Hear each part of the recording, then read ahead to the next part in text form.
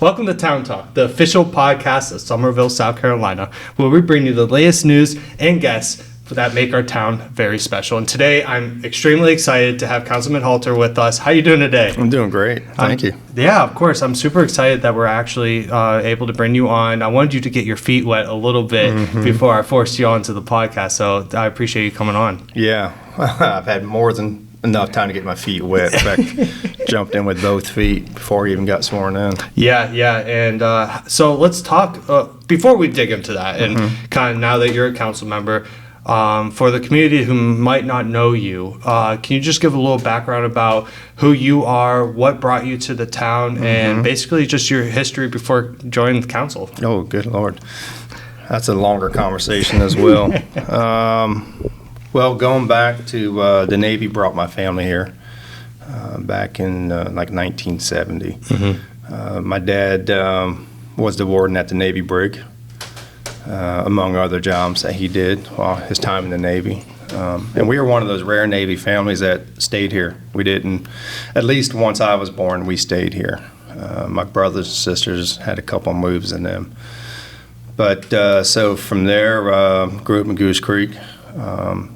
Went to Stratford High School, went to the Citadel, and I tell people that the Citadel was fun for me, relatively fun for me compared to a lot of my classmates, because my dad, with his background, ran our house like that Navy brig. So when I got You were used to it. I was used to it. Used to making my bed, used to being clean, used to having military haircuts, the whole 9 yards. And so the biggest thing I got in trouble for at the Citadel was laughing.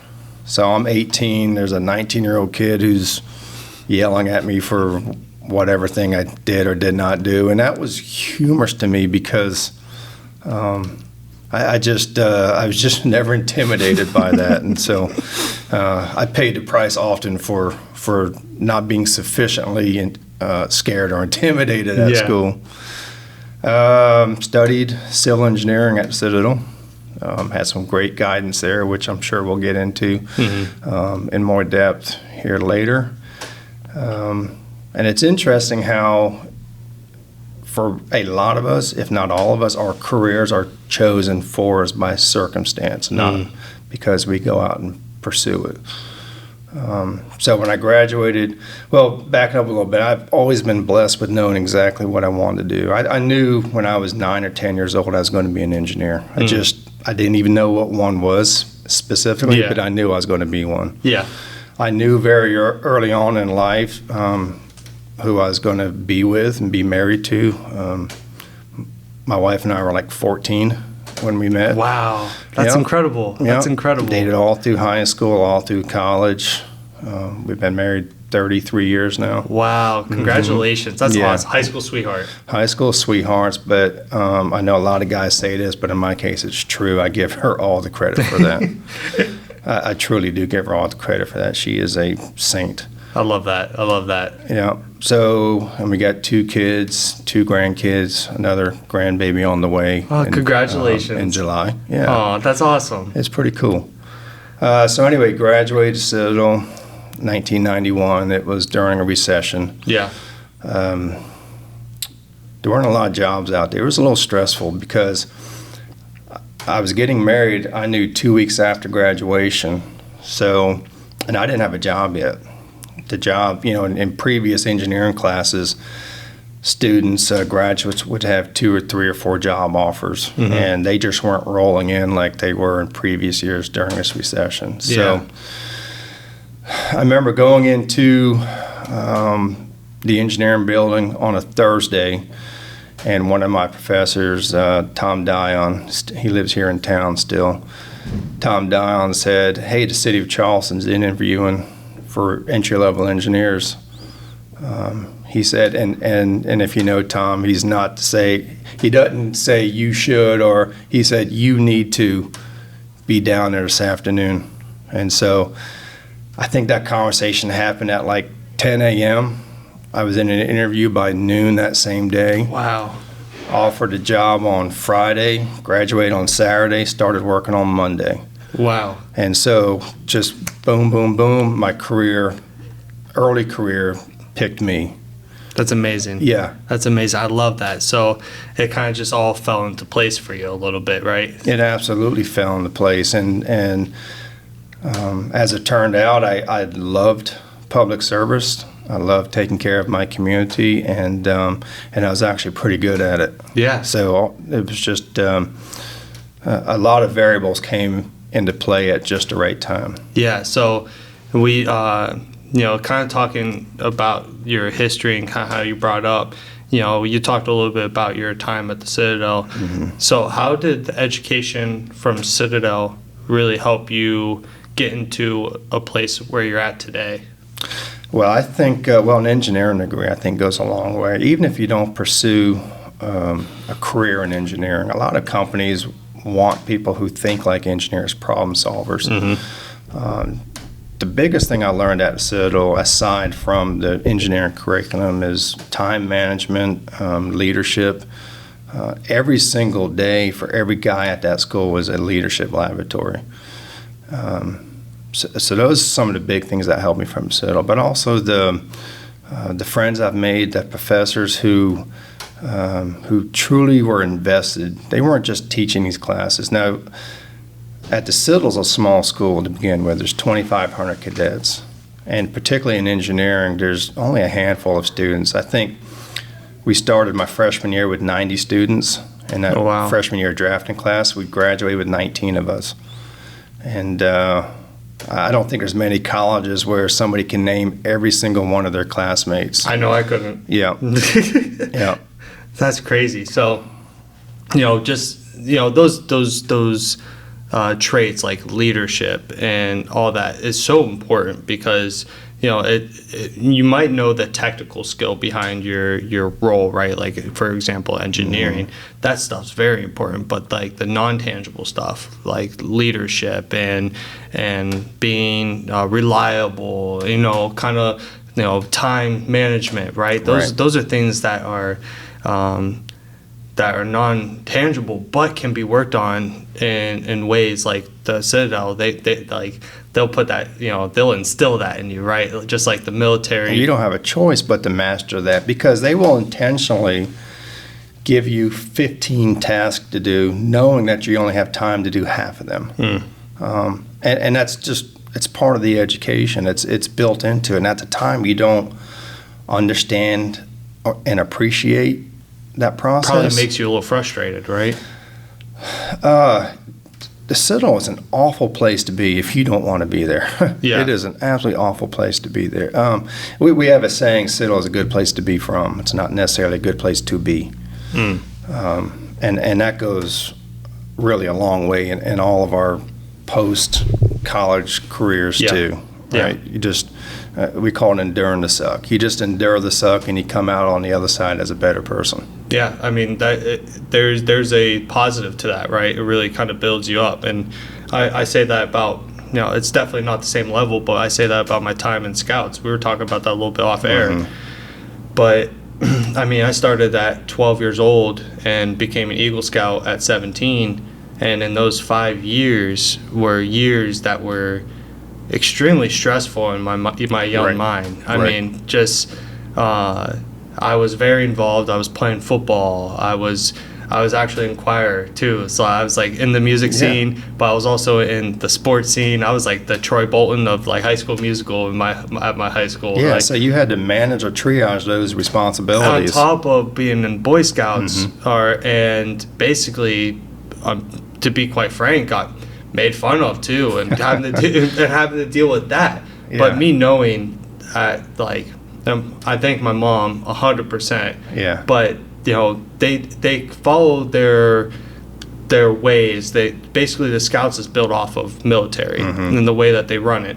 So everything from kind of time management to leadership to all those things that you kind of probably definitely learned at the Citadel. Yeah. I was probably softer learned in Scouts, but still something that I learned. And so, I always, advocate for folks to get in some type of place that you can learn that type of stuff in Citadel or Scouts or something. Well, I think the important thing is learning how to be comfortable when you're uncomfortable. And I think that makes all of us better people. Yeah, I agree. So your time in the Scouts and certainly pursuing that Eagle Scout, you came out a better person on the backside of it. All the folks who become Eagle Scouts do, and it's the same thing.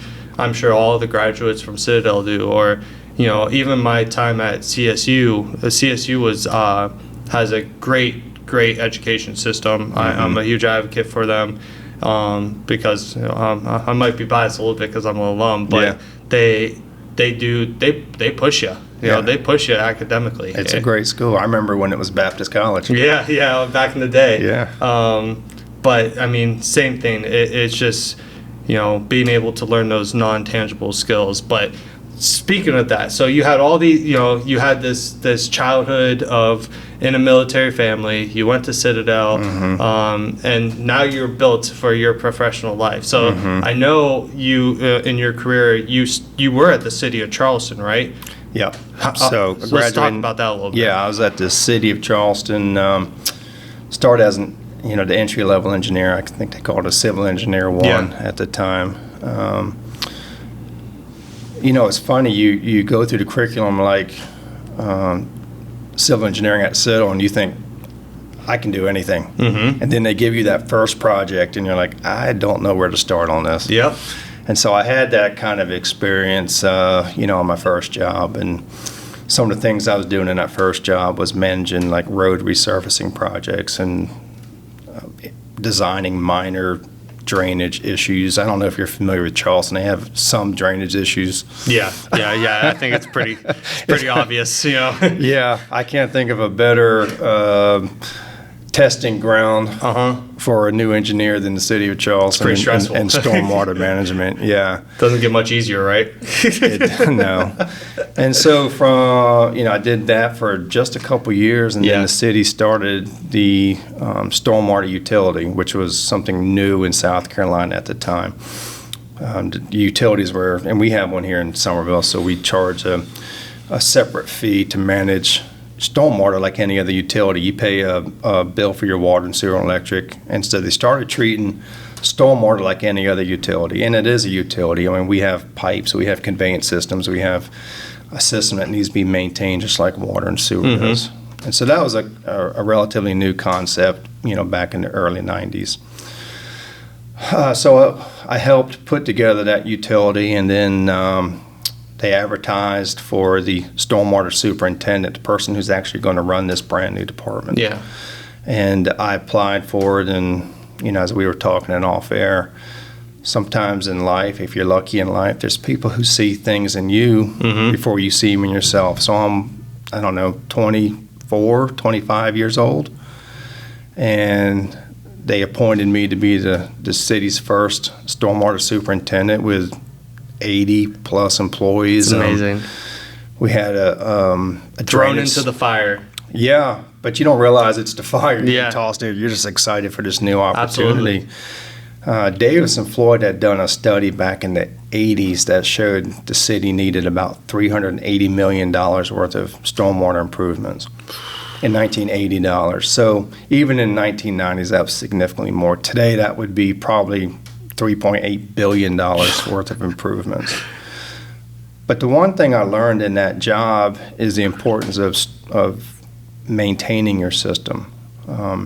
We were able to solve a lot of problems just by maintaining the ditches and the pipes, and in neighborhoods where carpets were getting wet, houses were getting flooded, we were able to resolve a lot of those issues just by an improved maintenance system. That's incredible. So, you were in a role at a young age, in a leadership role as well, but also still learning yourself and in your career. I mean, you were still young in your career.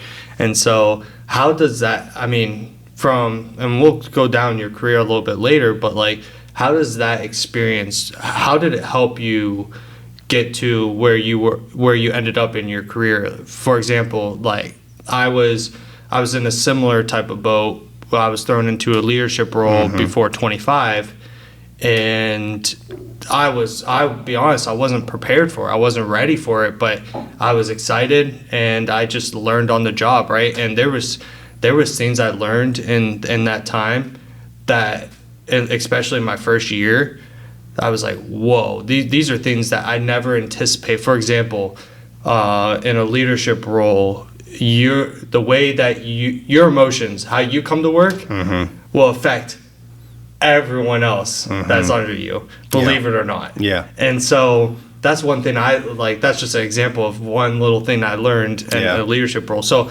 in your experience, how did that help you grow? Well, it helped me grow because, so I'm managing, again, 80 plus. It ranged between 80 and 100 people in that department. There were some amazing people in that department, but a lot of those people in that department, it was just a job to them. So the leadership skill there is motivating people who don't want to be motivated, or people who don't want to particularly be cleaning out a ditch, or it's not the best job in the world. It's not the best job in the world. You learn leadership at Settle by motivating your classmates. I mean, they're your equals. They have no reason to follow you other than buying into your vision or your leadership style. One of the things I learned very early on back there was the guys respect when you are willing to do what they do. I spent a lot of time in backyards cleaning out ditches. You were out there with them. Yep. Shoveling leaves off of the top of storm grates. They had, they issued me an SUV when I was at town. So I don't want an SUV. I need a pickup truck. But you're the director. You need it. I don't want an SUV. So I want a pickup truck. I want a shovel. I want a rake in the back of the truck. And that's exactly the way I ran that department. So I might go to work wearing a tie, expecting to be in a meeting, and a thunderstorm rolls in, and I end my day raking leaves off the top of a storm grate. Yeah. And that's how you get your employees and people who are unmotivated to get on board. Yeah, that's a great thing, and we even see that with some of the leadership here at the town, like Chief Wright. He still goes out on calls. Absolutely. Right, and like that's a leadership style that is highly respected and people will follow and they will love. Now, you within the city of Charleston, you were there. How long were you with the city? I was there about 5 years is all. And then after that, is that when you came to the town? So let's talk about that. So you were a staff member of the town before you were a council member. So that's something some people might not know. So can you share a little bit about your time working at the town? Yeah, so coming to town was really kind of an interesting story. Tom Dion, the same professor who told me I needed to go interview with the city of Charleston, Tom called me up and said, Summerville needs some help. They're trying to set up a stormwater utility. Can you just come up and kind of consult with them and just kind of lead them in the right direction or point them in the right direction? And so I came up to meet with the city staff and council members, actually. And from the moment I got here, it was a full court press. I kind of jokingly say it was like an ambush. So my first meeting with them was all the council, and we had like a dinner at the Dorchester Boat Club, just me and the council and town administrator, town engineer Jerry Blackwell.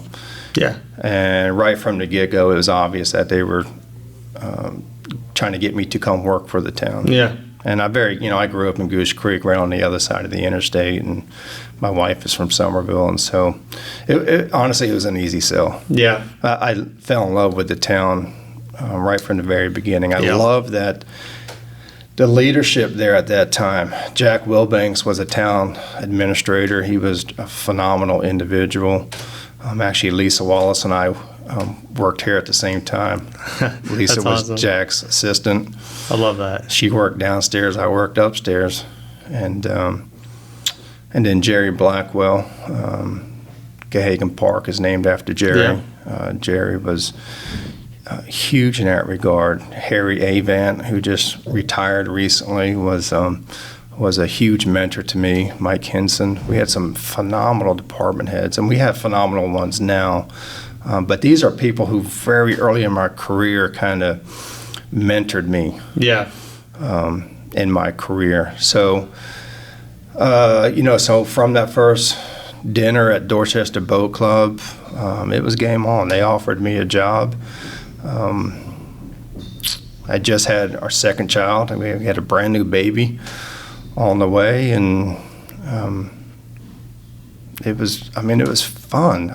It's weird to say that government work in particular was fun. Yeah. But it was fun, and I think the reason why it was fun is because the council had a leadership style that I'd kind of incorporated, where you hire good people and you just get out of their way. Mm-hmm. And if you find out you have the wrong person, you have to micromanage them, then go find somebody else. Mm-hmm. But I didn't need to be micromanaged. They just kind of gave me the vision, they set the policy, and they let me go. Where now the town engineering budget might be, 40 line items long. It was 5 items long. You had personnel, you had office supplies, you had, a couple admin things, and then a big pot of cash that wasn't specified for any particular project. Just, here's $200,000 in this budget line item. Just fix or build whatever needs to be fixed or built. And so there was a lot of latitude in that. I can't on January 1st predict all the problems and all the issues and all the projects that are going to come up in a year or the year following. So having that flexibility and that trust from the council and from the town administrator was huge. Mm-hmm. And it gave me a lot of flexibility to do things that I think, quite frankly, today would take months of discussion and multiple committee and council meetings to get resolved. Yeah, and I mean, it's awesome that you had that career and like that trust from your leadership, and that probably really helped you really progress within yourself personally and professionally, having those type of people around you, because mm-hmm. I can relate to that. At the same time, I think, 2 different times now, because, in my role as a PIO, my ultimate goal is to provide information and transparency to mm-hmm. the community, right? And so I think a lot of local governments and municipalities gotten to a point where they do have 40 line items, because there is a more of a want for bigger transparency purposes, right? Mm-hmm. And so us as local government, we're like, all right, yeah, we're happy to be transparent. Here you go, And so that's kind of, I think that's where the changes are. It's crazy. It's funny to hear that, because times always change everything. Mm-hmm. Where we're at now and how things are done is not going to be the same way in 20 years from now, right? Right. And so it's always really cool to see how things transition. Now, within your role at Summerville, what were some of I would say the biggest projects that you worked on, biggest successes as well, that you've implemented? Well, the successes were often, the town had a lot of needs. We didn't have a dedicated stormwater department. All the stormwater was managed out of the street department. Okay. It wasn't a separate department at that time. And before we could go, what years were this? Just for 1996. Okay. Is when I came. So to around town. The late 1990s. Mm-hmm. Got it. So I came to town, and obviously my first task, beyond starting that utility, which, by the way, we started a stormwater utility in 7 months, from nothing to sending bills out the door in 7 months. Mm-hmm. That's incredible. It is incredible. Wow. And I think it's because we didn't have so much red tape to cut through. They gave me a task, and they absolutely left me alone to make it work the best way that I knew how to make it work. The trust. Mm-hmm. It was trust, yeah. And we got to get back to that. Look, Ronald Reagan said that government's not the solution. Government is the problem. And I fully believe in that principle. Bigger government is not the answer. And I'll get back to your question in a second about the projects. But, where at that time, and I know the town was smaller then, but it wasn't proportionately smaller. You had Jerry, we had an administrative assistant, and you had me. Mm-hmm. That was the entire engineering department. And then we had, and within Public Works, we had department heads for the streets, the Parks Department, Stormwater Department, and vehicle maintenance at that time was under Public Works as well. We had just a little handful of people running the entire town other than police and fire. And they let us do our jobs. But so my first priority here was obviously to get the stormwater utility started and then to actually show people what they're getting for the money. I don't think nobody likes to pay taxes or pay an additional fee, but if they can see what they're getting for the money, it's a lot easier to swallow. So I knew that we had to very quickly show results from this new utility, even though we're only charging $3 a month. Yeah. Even then, $3 a month wasn't much, but I was under the pressure to make things happen. When I first got here, the Sawmill Branch Canal, which was dug in 1969 by the Army Corps of Engineers, had not been maintained the way it needs to be maintained. Now, this Sawmill Branch Canal extends up into Berkeley County. Yep. There's a lot of real estate that drains into that canal. But when I got here, we had trees 12 inches in diameter growing in the bottom of it. You could not walk down that corridor, let alone ride your bike or jog or drive a vehicle down it. You literally could not walk through there. It was a forest.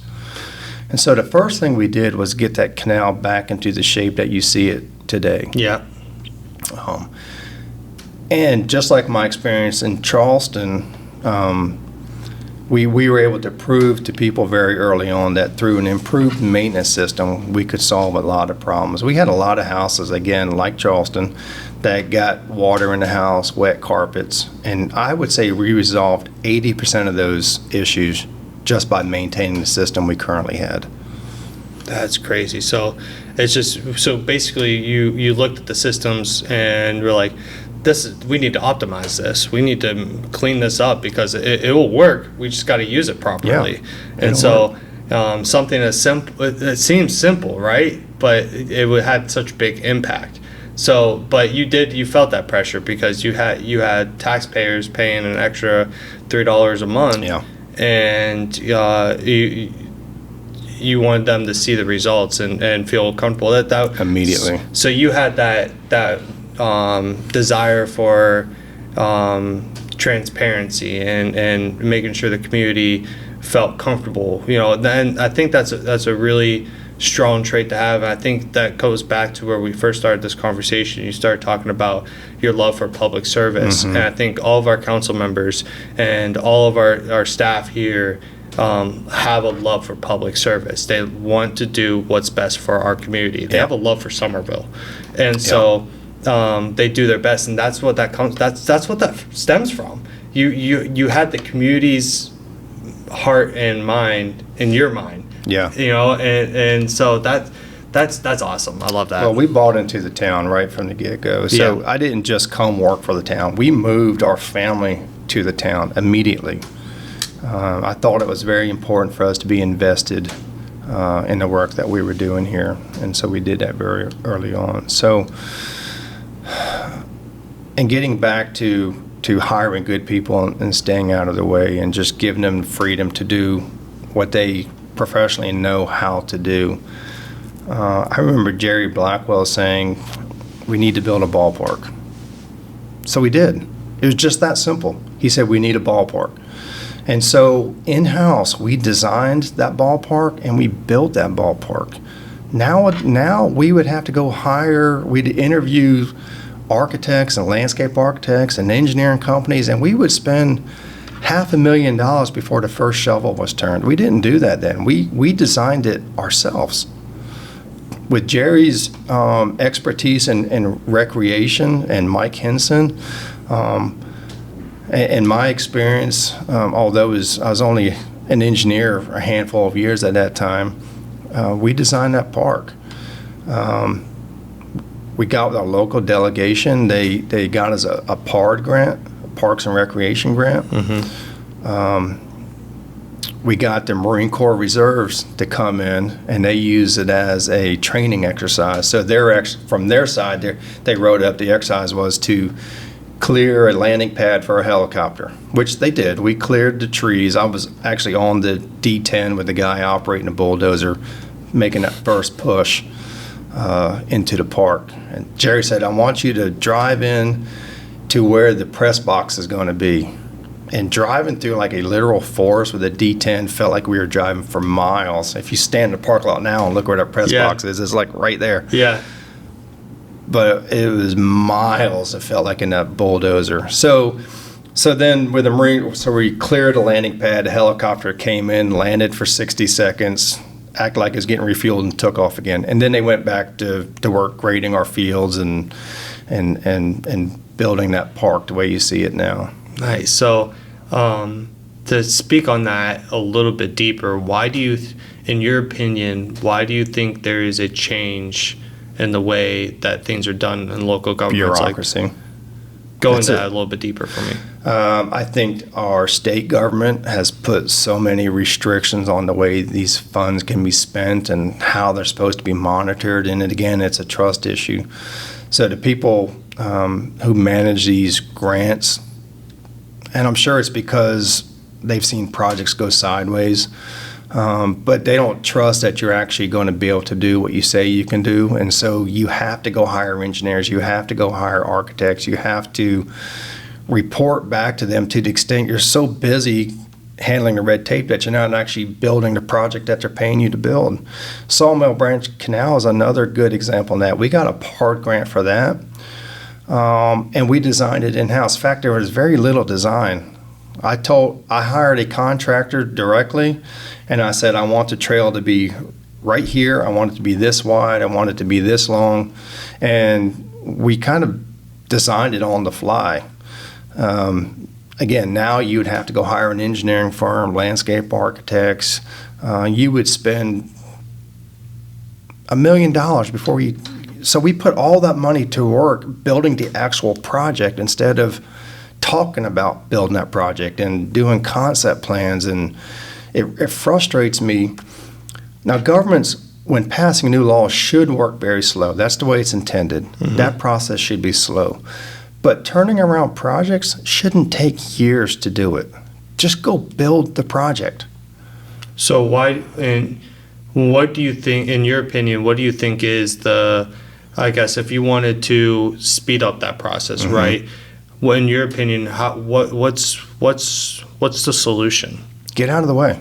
And I'm talking to all of them. I'm talking to our state legislature. I'm talking to our town officials. Hire the people, trust that they're going to do the job, and just let them go do their job. And I know that sounds very simple, and it's actually making that happen is not going to be simple because it's changing the whole mindset. And where at that time we had one person making all the decisions for public works, now you've got a dozen people who have to be involved in that process. And I'm not saying all these things are bad, but back then we didn't have and talking about projects in general, we didn't have a planning commission, a TRC or a DRB. You didn't have to go through multiple committees and boards to get your project approved. Somebody would come to me as the town engineer or the public works director. They'd come to me with a set of plans, and Joe Christie was the planning director at that time, and Joe ran the entire plan department with maybe 5 people. Engineering, again, we still had 3 or 4 people. Somebody would come to me with a set of plans to build whatever. We would review them right then. And I would send them back out the door with some comments, and they'd go build it. I had trust that the engineer who was actually stamping those plans and putting his seal on the line, that he had actually done his homework and knew what he was doing. Mm-hmm. I didn't scrutinize his design work and say, do it this way, or you're a professional. You designed the job, go build it. If there's a problem with it, the flip side of that, if there's a problem with it, that's on that engineer. Mm-hmm. Okay, and we don't do that now. Mm-hmm. We scrutinize everything beyond what's necessary, in my opinion. Mm-hmm. And I still work in that industry of, engineering and surveying and land development. So I know firsthand, not only through my experience with dealing with our town staff, but we do work in all 4 counties and literally every municipality in those 4 counties, and then even Clarendon County and Beaufort County on, Yeah. on the occasion. So I see this trend of too much government involvement and government overreach. I see this trend statewide because we work in a very large part of the state. That's good. I think that's a good conversation. I think you know, at the same time, there is such an importance on having trust, you know, right, within staff and leadership. And I think it really does come down to, you know, the hiring process, right, and doing your due diligence and looking at someone in the hiring process and hiring that right person, right? Yep. Because that's where it starts, right? I mean, if you do the hard work to get, you know, in the hiring, really get to know your candidates, ask them tough questions, not the, like what we were talking about, not the simple your greatest strength and greatest weakness, right? But real deep, tough questions to get to know them, but also get to know them personally. I think they're I'm a huge sports guy, and like, you know, during the draft, an NFL draft at least, or even college, they'll go to their houses, or they'll take them out to dinner, right? If they're interested in drafting someone, like, there's something to that. It's getting to know that person, right? Yeah. And I wish hiring, like, once you go, obviously not all 40 people that initially apply, but like your final 3, right? Final 5. There's something, why don't we take them out to dinner, right? And get to know them on a personal level. I think there's something to that. Well, we're going through that process right now and interviewing for our next town administrator. Yeah, that's right, yeah.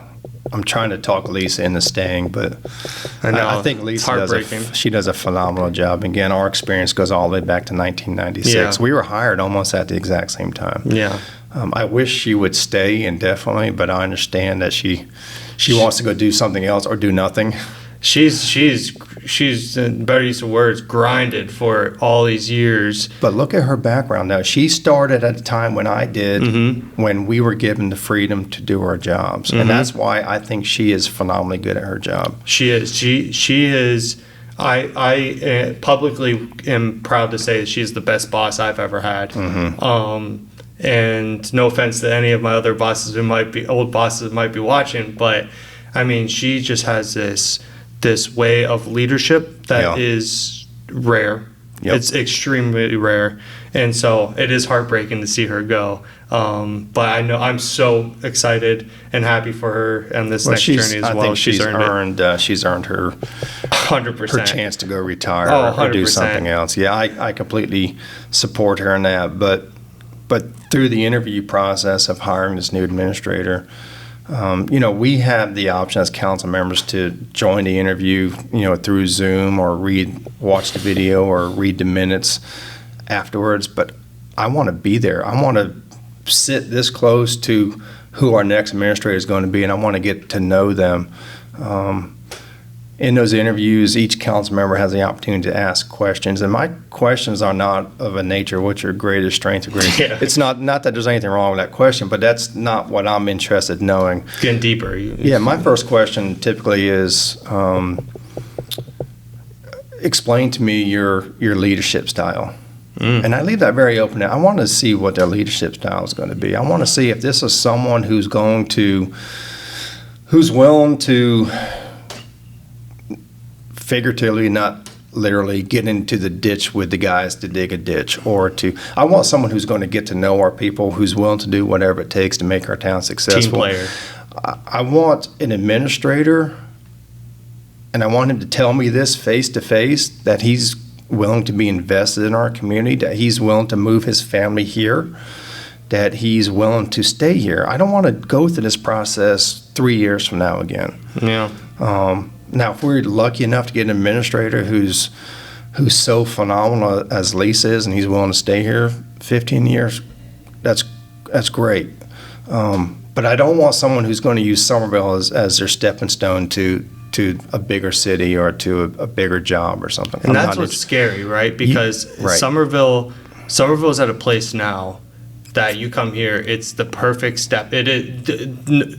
being transparent. It's the perfect stepping stone Sure. to a bigger place. Sure, we're right in that sweet spot. We're not the biggest city in South Carolina, and we're certainly not anywhere Certainly near not the smallest. But if you come here and you earn your keep and you build a resume and you're really successful, Yeah. you could easily go to a big city or state Yeah. from Summerville. And you're not going to figure that out from somebody unless you're sitting across the table from them and having them answer that question directly. And yeah, I agree. And like even in full transparency, like because this is what the podcast is about, to have like real conversations. So like I've had friends of mine be like, you're at Summerville, what's next? Like, are you going to go to a county, or are you going to go look at some state level for a PIO role? And my response is quickly, nope.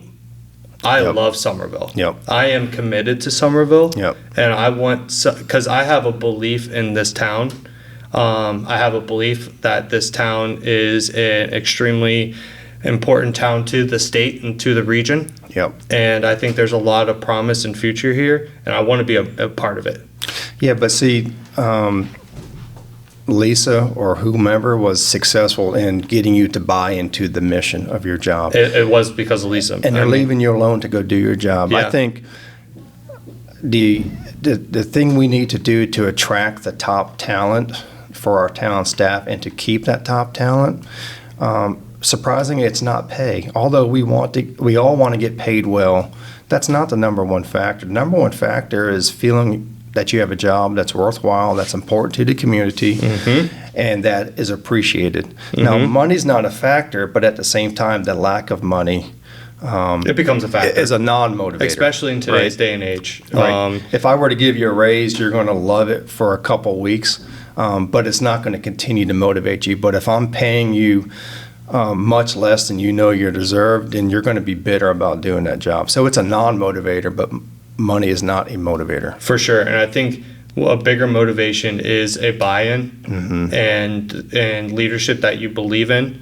And like I would, like for Lisa and council, like I'm bought in, right? Yeah. All in. So I will do that. Motivation and having that respect for council and Lisa is what pushes me every day. Yep. And then also our awesome community, which I love talking to and helping out every day, because our community is special. I really believe that our community members, our business owners, I think are beyond incredible compared to others I've done. Oh, I can tell you that firsthand. Again, we work in virtually every municipality in the 4-county area, and I can tell you that our staff is among the best. Absolutely. I can tell you the worst. We won't get into that on this podcast, but trust me. Yeah, don't get me in there. trouble now.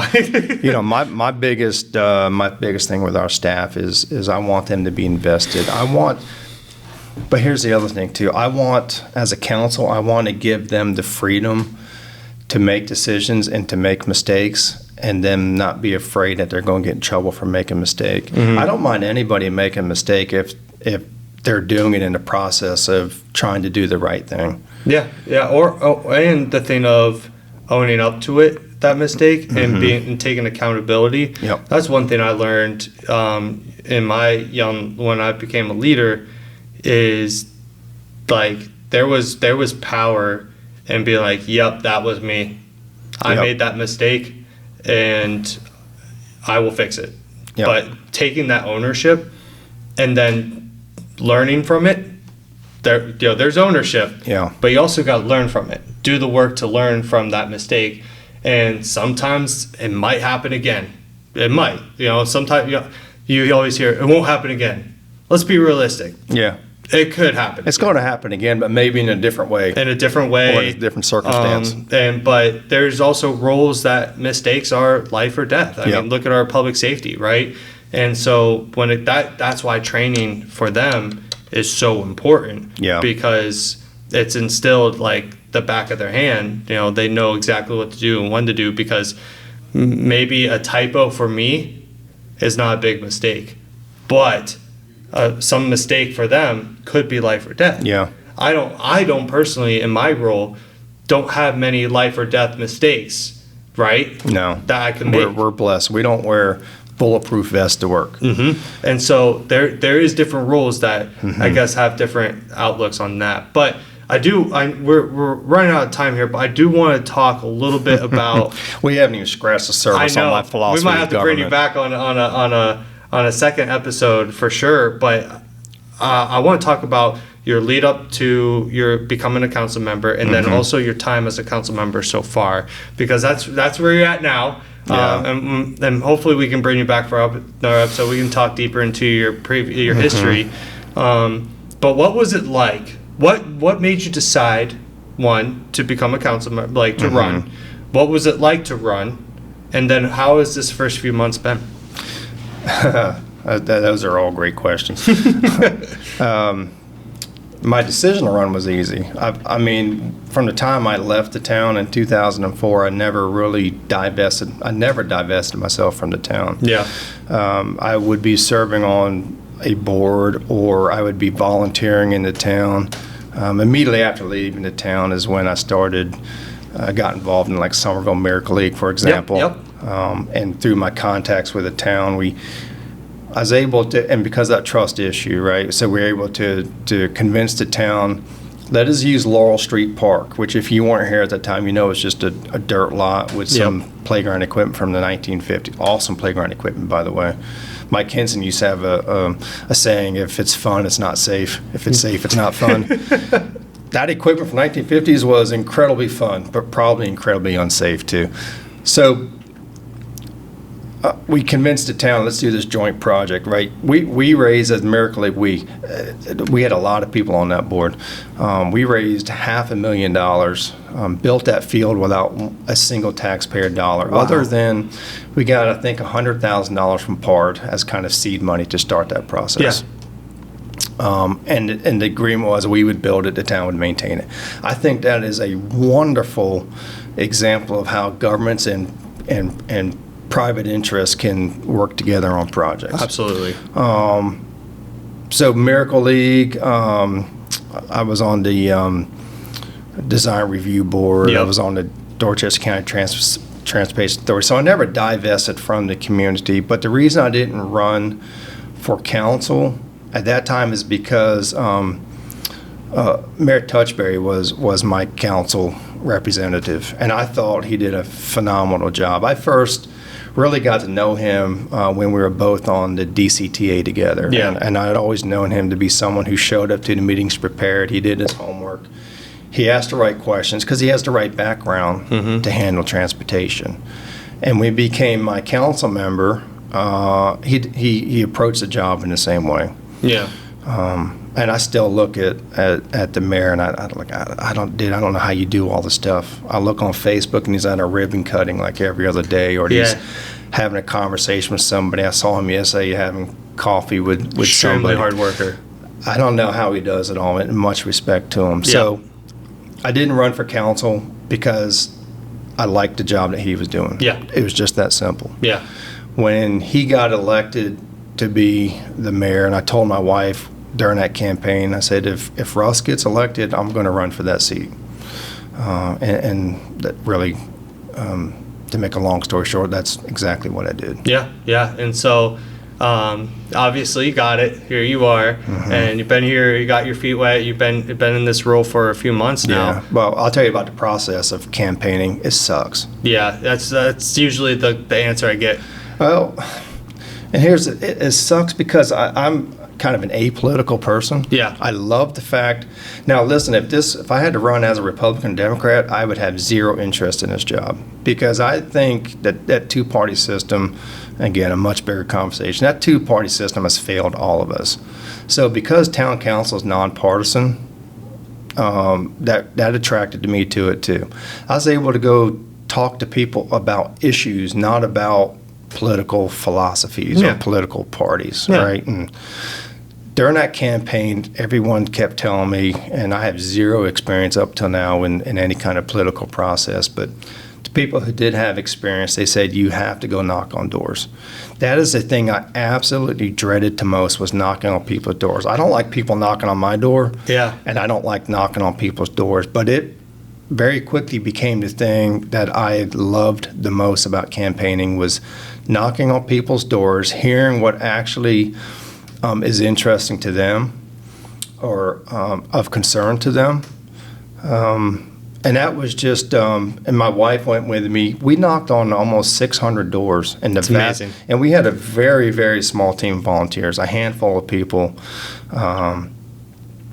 who were instrumental in me getting elected to this. But most of those 600 doors were knocked on by me and my wife. It's amazing.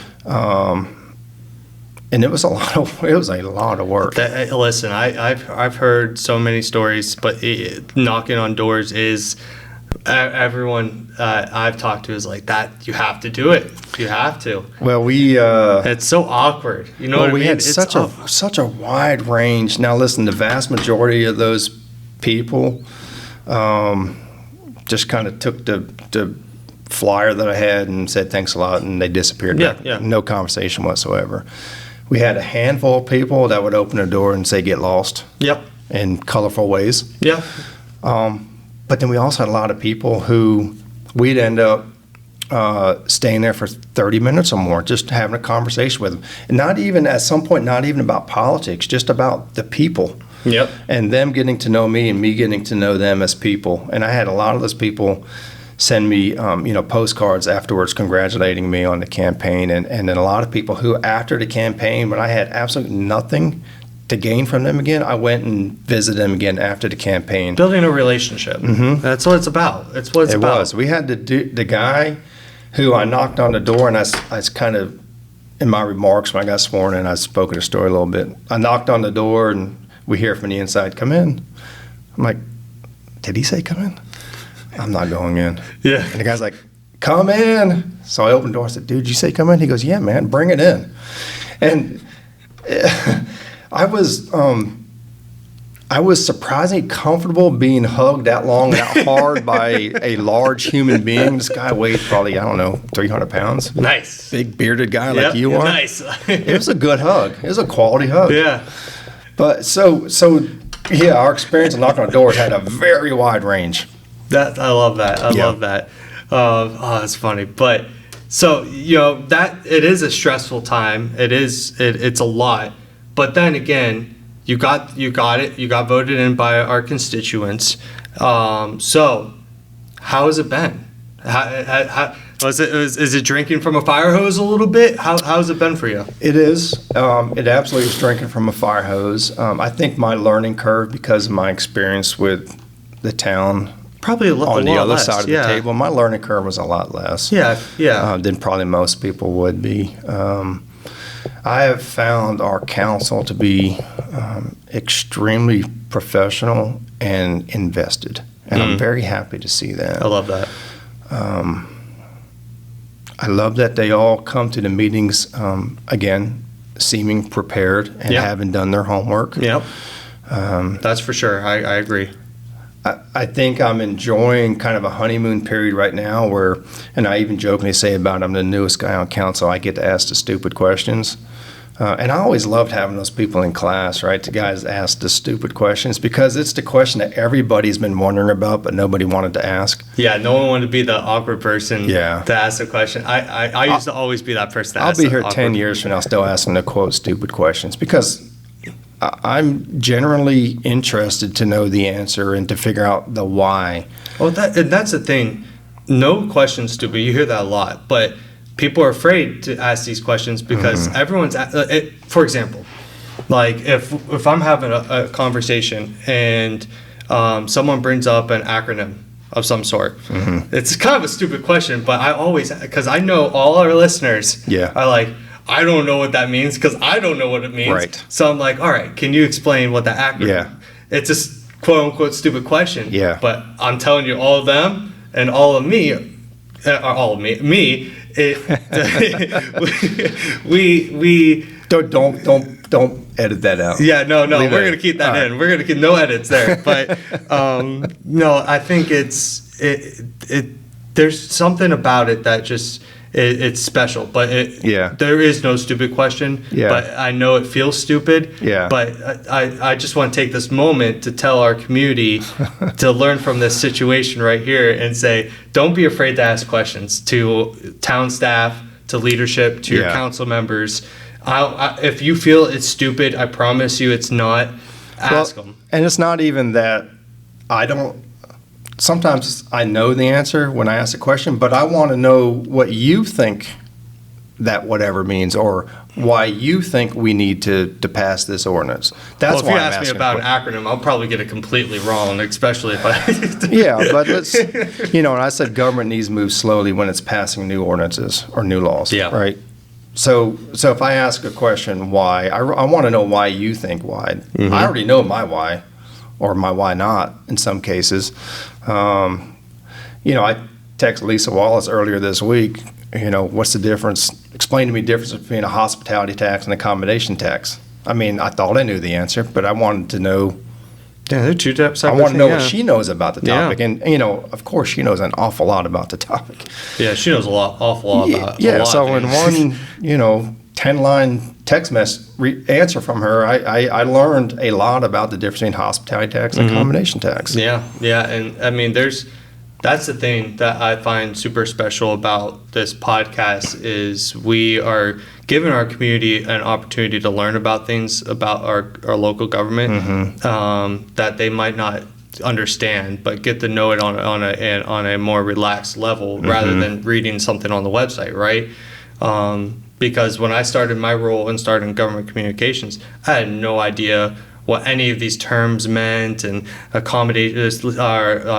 H-tax, and I had no idea what any of this meant. If I didn't know and I was starting to roll, I know 90% of our community doesn't know. That's absolutely correct. And you know what? That's our job as people who represent the town, but my job specifically to get our community to understand just a little bit more about the town. But even in this conversation today, our community learned just a little bit more about the processes of even when talking about your role at the time and then where it's at now and how processes work. They probably don't know, our listeners don't really know all that goes into the process. They just know the news when if one of the news stations say, "Oh, this development's starting at this time," well, there was this process, and why did it take so long? These are things that they learn. So that's why I love this thing. I love it. But Councilman, we hit time. I usually like to keep this thing around 30 minutes. We're at almost an hour. Holy cow! And I definitely feel like we have more conversation. So I'd love to bring you back on. I could talk for days on this. Yeah, I'd love to bring you back on in the near future. I think our community would love that as well. So let's plan that. But before we go our separate ways, is there anything else you want to share for the sake of the conversation? Yeah, I do. And I just want to reiterate to our town staff first is I want us to all to have the mentality that when someone comes to us for a request, our default answer, if not spoken out loud in the back of our head, our default answer needs to be yes, unless there's an absolute reason why it's a no. And even if it's a no, let's figure out why it's a no and how can it be a yes. The easy answer for us in government is no, because we don't have to do anything else. If we tell somebody, hey, can you come fix my road? No. There's nothing else to be done. We don't have to do anything else with that. A yes, we actually have to go do something. So it's very easy for the default to be no, but let's figure out how to make it a yes. And I want our staff to know that me personally, and I can't speak for anybody else on council, I want you to take ownership of your job, and I want you to not be afraid to make a decision. The worst thing any of us can do is to not make a decision. And what happens is sometimes we have so many employees and staff who are involved in the decision-making process that nobody makes the decision.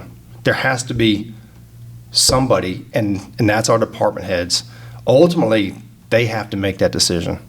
Okay, so somebody has to make a decision and try to make it a yes. Now to the people who we all work for, and I truly believe we all work for them. Absolutely.